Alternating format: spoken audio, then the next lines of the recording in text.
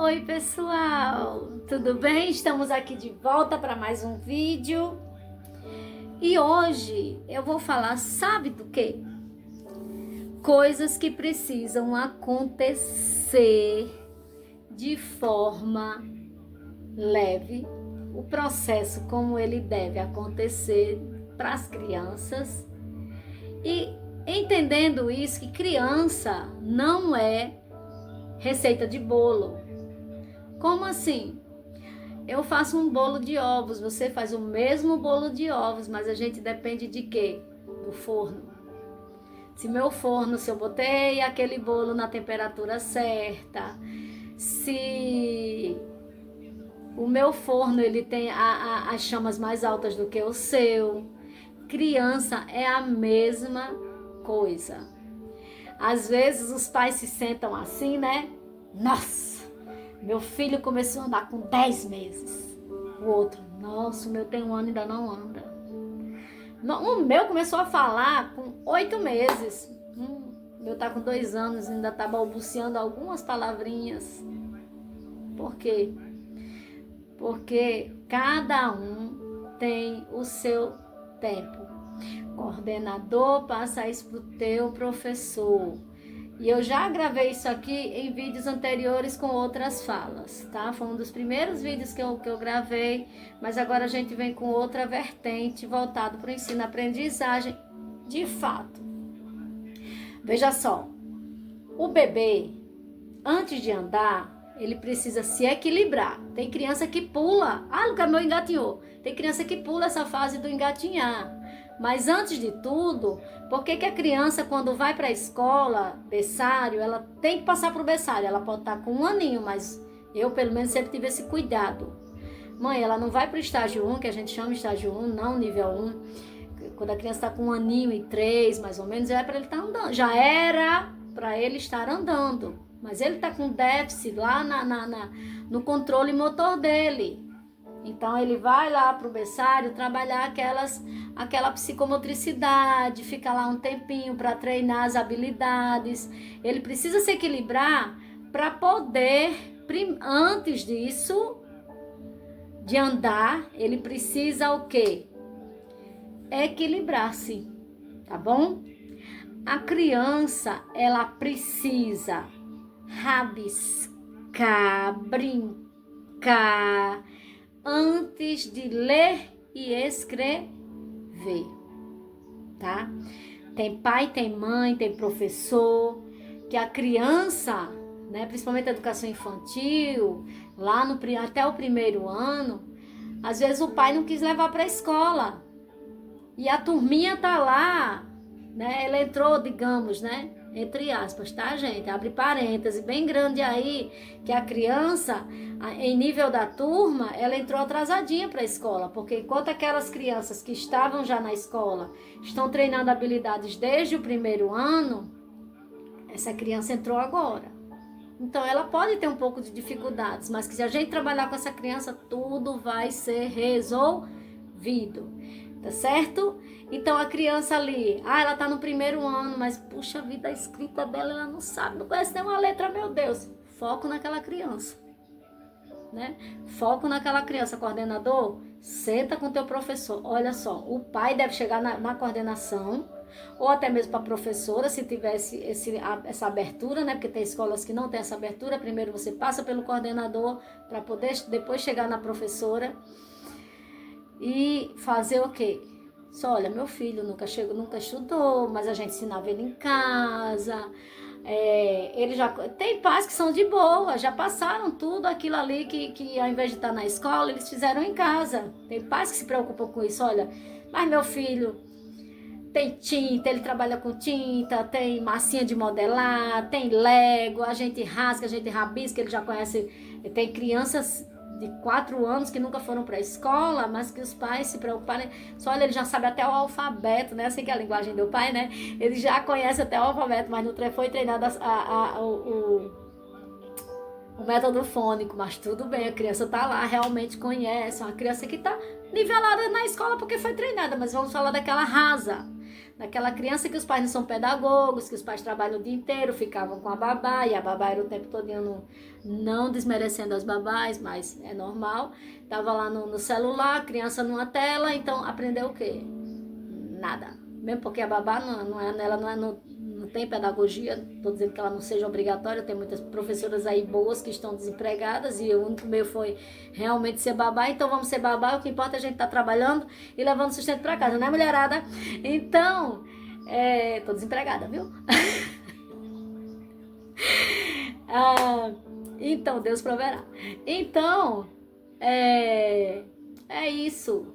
E chega aquela criança que a família não trabalhou e aí cabe o professor desenvolver as habilidades e não se ficar preocupada com aquela criança.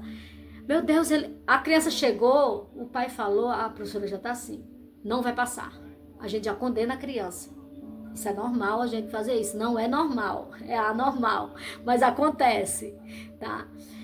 A gente já reprova a criança na cabeça da gente. A criança chega no estágio 4, no estágio 5.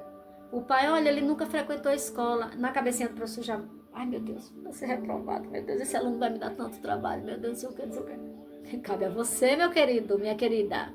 Coordenador, chega junto do teu professor e diz, olha, vamos trabalhar mais afinco com essa criança. Nas horas livres, a educação infantil tem muitas horas livres.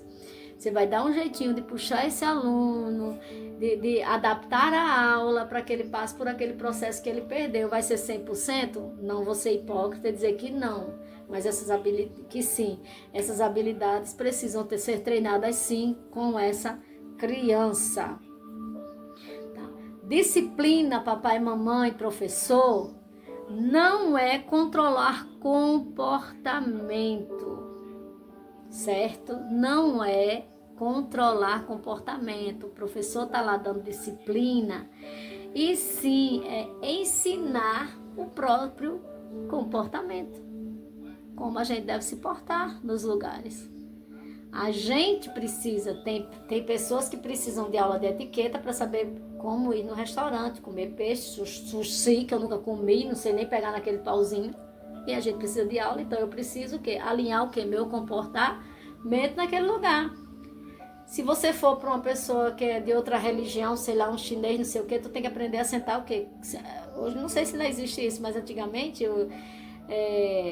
nos restaurantes chineses, né? Os chineses mesmo, eles comem sentados no chão, com as perninhas de borboleta lá e tal. Tu tem que saber o que é saquê, né? Enfim, todo aquele aparato todo. E assim como eles vêm de cá, eles têm que aprender.